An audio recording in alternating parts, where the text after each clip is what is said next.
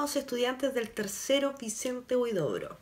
Bienvenidos a la segunda clase de la segunda unidad de la asignatura de Lengua y Literatura.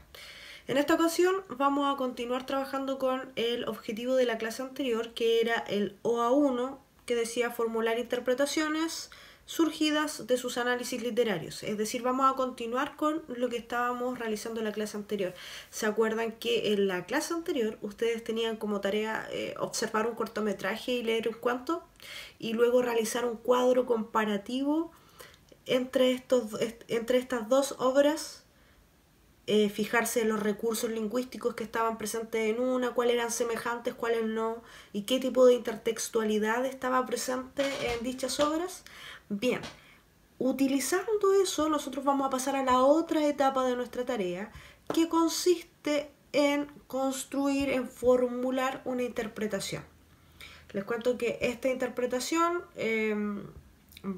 yo les voy a ir guiando durante este video con algunos ejemplos, algunas partes, para que ustedes luego puedan terminarla y enviarla en formato de video.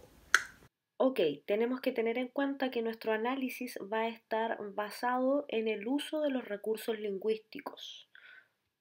Considerando esto, resulta fácil desarrollar la tarea si utilizamos ciertos pasos para poder cumplir nuestra meta de identificar estos recursos lingüísticos y analizar su impacto dentro de la obra literaria. Los pasos son 5 y son los siguientes. 1. Localizar, identificar las palabras y frases clave y el significado que adquieren en el texto, si es denotativo, connotativo o figurado.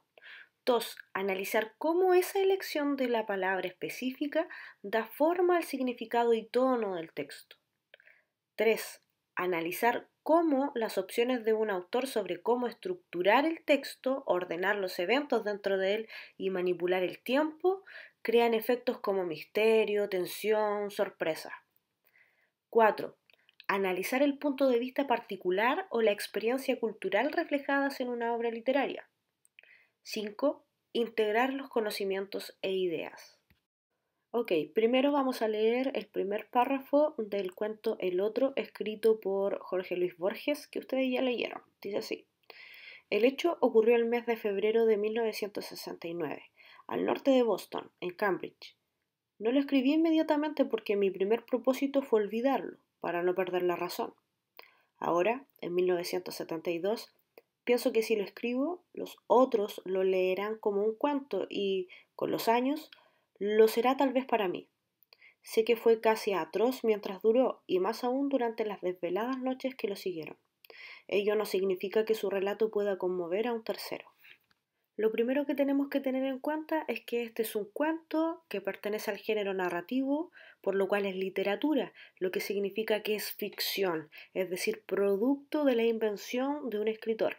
Sin embargo, tenemos algunas palabritas que intentan expresar otra cosa. Por ejemplo, lo que aparece en la primera oración. El hecho ocurrió el mes de febrero de 1969, al norte de Boston, en Cambridge. Son ciertos datos que intentan generar en el lector que estos hechos realmente ocurrieron. O sea, se utiliza el término hecho, además de la referencia al mes, al año y a un lugar concreto. Estos elementos dan la apariencia de objetividad y verosimilitud, es decir, hace que el relato de ficción tome la apariencia de un texto propio del género informativo, como la noticia. De hecho, se responde a la pregunta ¿dónde y cuándo ocurrió el hecho? Pero siguen abiertas las conjeturas sobre qué sucedió, a quién y por qué sucedió tal o cual cosa.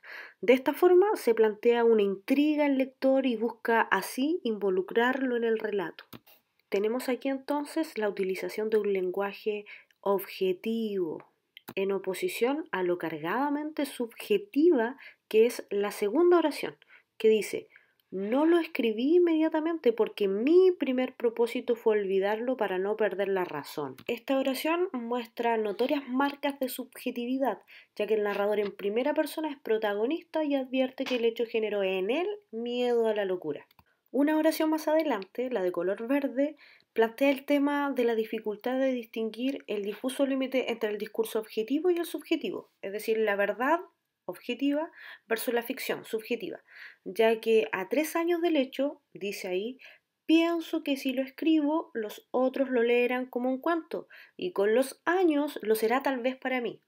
De esta forma, enfatiza lo ambiguo del relato autobiográfico y la relatividad que encierra el discurso, incluso para el narrador de su propia vida.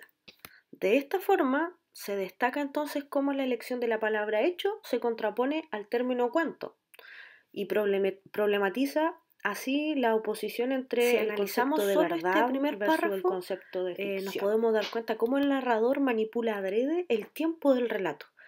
Nos vamos a dar cuenta que establece de manera inmediata una laguna temporal de 3 años entre que ocurrió el hecho y su disposición de narrarlo, lo que genera en el lector el efecto de tensión e intriga. Fíjense cómo la manipulación del tiempo del relato genera un efecto en el lector. Eso en relación al elemento tiempo. En relación al elemento narrador, podemos decir que el punto de vista del narrador en este cuento está en primera persona y totalmente implicado en su relato. Así podemos decir además que este narrador es el protagonista.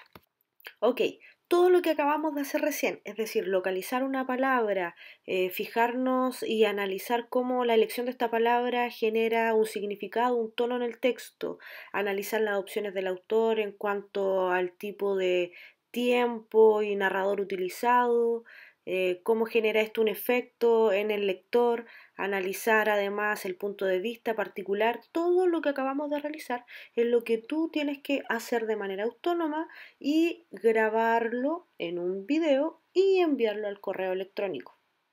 Esa va a ser la tarea de esta clase. Muy bien, muchachos, nos vemos el jueves. Un abrazo virtual para todos ustedes y que estén muy bien. Cuando haya terminado de realizar la actividad, no olvide enviarla al correo que aparece en pantalla. Y recuerde, si tiene alguna consulta, puede realizarla a través del grupo WhatsApp desde las 8 de la mañana hasta las 4:20 de la tarde. Estaré esperando sus preguntas, dudas, consultas, inquietudes. Que estén muy bien, nos vemos el próximo jueves. Adiósito.